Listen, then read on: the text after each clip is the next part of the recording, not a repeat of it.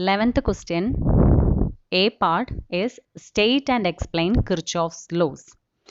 So what is Kirchhoff law?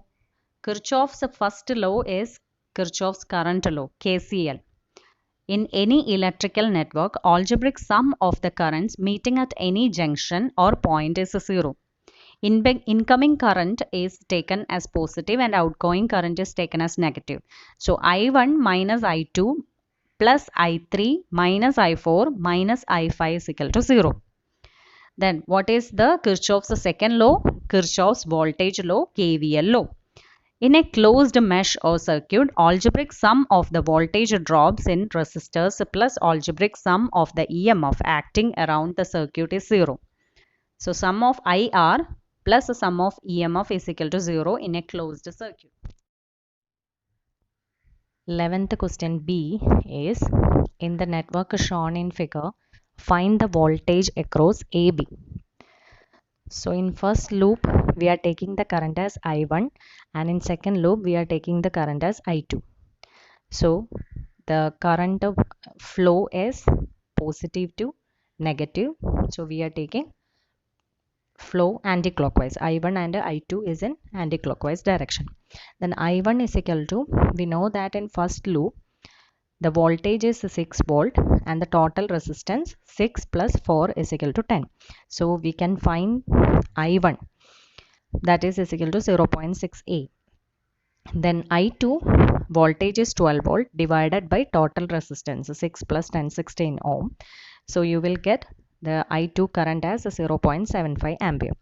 Then we are taking the Kirchhoff's voltage law. We are applying Kirchhoff's voltage law.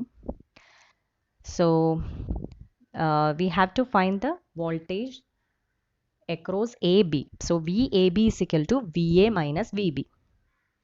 And taking Kirchhoff's second law, VA plus 4I1 plus 12 minus 6I2 minus VB is equal to 0. From that, VA minus VB is equal to, you will get as minus 9.9 volt. That is the voltage across AB. 12th question, part A, distinguish between electric and magnetic circuit. So you have to draw the table, electric circuit and magnetic circuit. And in this, draw the electric circuit and next column, draw the magnetic circuit. Then the closed path for electric current is called electric circuit and magnetic circuit is closed path for a magnetic flux.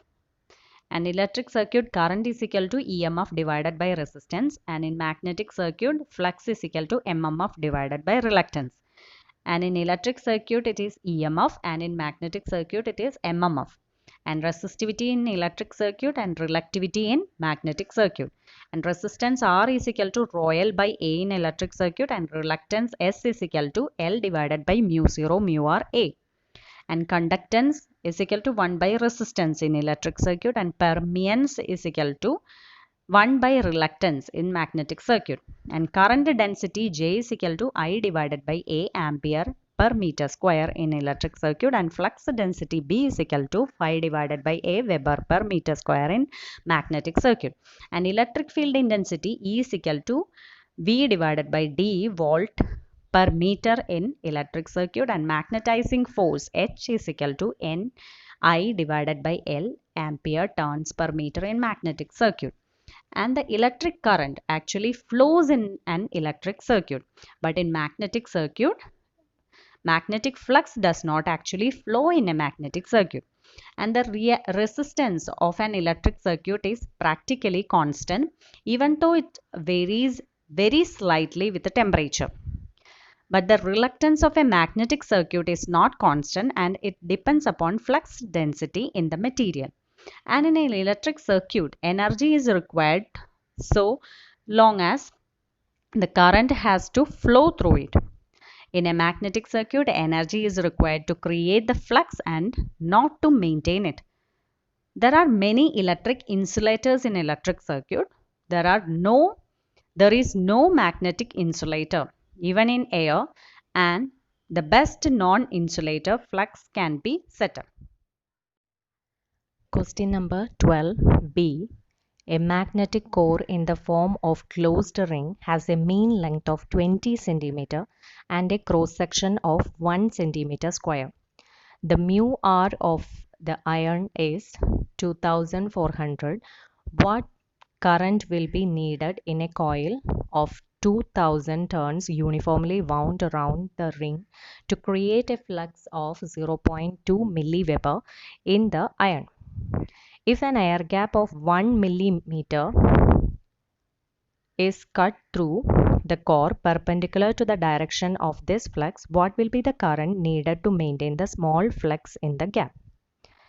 So, the reluctance in iron core SI is equal to Li divided by Ai mu 0 mu r, that is equal to we know that Li is 20 centimeter, mean length is given. So 20 meter, we are converting it into 20 meter, minus 20 minus 0.1, that is the air gap. So 0.1, we are converting the 1 millimeter air gap to meter. That divided by AI, area of cross section is 1 centimeter square. So 1 into 10 raised to minus 4 into mu 0. Mu 0 is 4 pi into 10 raised to minus 7 into mu r is 2400. So the answer we will get 2 into 10 raised to 6 divided by pi ampere turns per Weber. Then SA is the air gap reluctance, that is equal to LA divided by AA mu 0 mu r. So the answer we will get as 25 into 10 raised to 6 divided by pi ampere turns per Weber.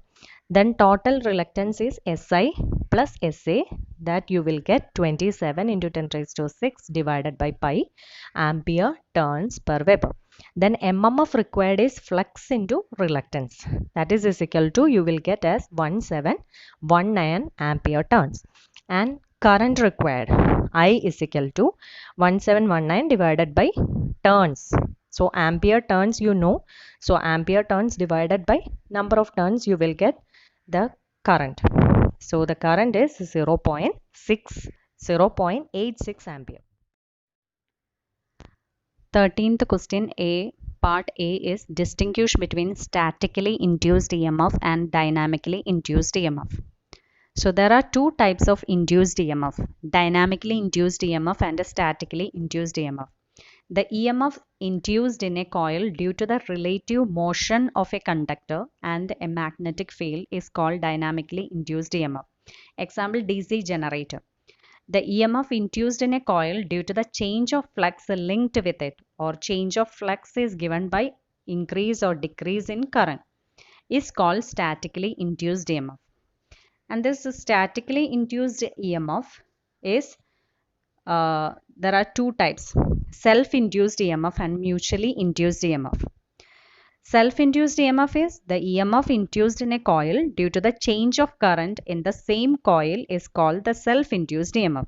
And mutually induced EMF, the EMF induced in a coil due to the changing current in the neighboring coil is called mutually induced EMF.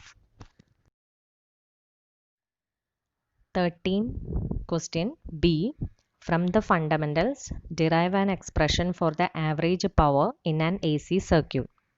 So, instantaneous power P supplied by the source is P is equal to VI, that is Vm sin omega t into Im sin omega t plus 5.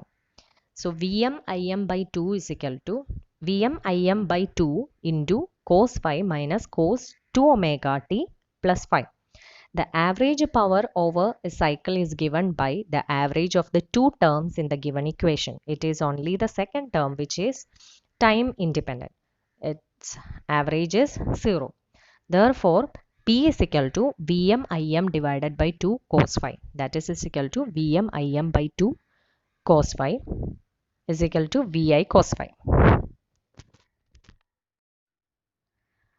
14th question is, for the circuit shown in figure, find the total impedance, current, power and power factor. And here Z1 is equal to 1.6 plus J 7.2. that is in rectangular form and which is converted into polar form is a 7.4 angle 77.5 degree. Then Z2 is taken as 4 ohm resistor and a inductor 3 ohm 3 ohm. So Z2 is equal to 4 plus J3 and Z3 is 6 minus J8. So ZBC means Z2 and Z3 are in parallel. So ZBC is equal to Z2 Z3 divided by Z2 plus Z3. So we are getting the answer as 4.4 plus J 0.8. Then total impedance Z is equal to Z1 plus ZBC. They are in series. So we will get the answer as 6 plus J 8. Then assuming V is equal to 100 angle 0 degree, then we can find current I is equal to V by Z. So we will get I as 10 angle minus 53.13. Then we can find power. Power is VI cos phi. So we will get it as a 600 watt and power factor. Power factor is cos phi. We will get it as cos phi is equal to 0.6. 15th question, part A. Explain the different types of DC generators. Generators are usually classified according to the way in which their fields are excited. On this basis, DC generators are classified into two: separately excited DC generators and self-excited DC generators. Separately excited generators are those whose field magnet winding is supplied from an independent external DC source. Self-excited generators whose field magnet winding is supplied from the output of the generator itself. So there are three types of self-excited generators: series generator, shunt generator, compound generator. Series generator is the field winding is connected in series with the armature winding, so that all armature current flows through the field winding. And in shunt generator, field winding is connected in parallel with the armature winding, so that terminal voltage of the generator is applied across it. The shunt field winding has many turns of fine wire having high resistance. Only a part of the armature current flows through the shunt field winding. And next is compound generator. In a compound generator, there are two sets of field windings on each pole. One is in series and the other is in parallel with the armature. There are two types of compound generators. They are short shunt and long shunt. Short shunt is shunt field winding is parallel with the armature winding. And in long shunt field winding is in parallel with both series field and armature winding.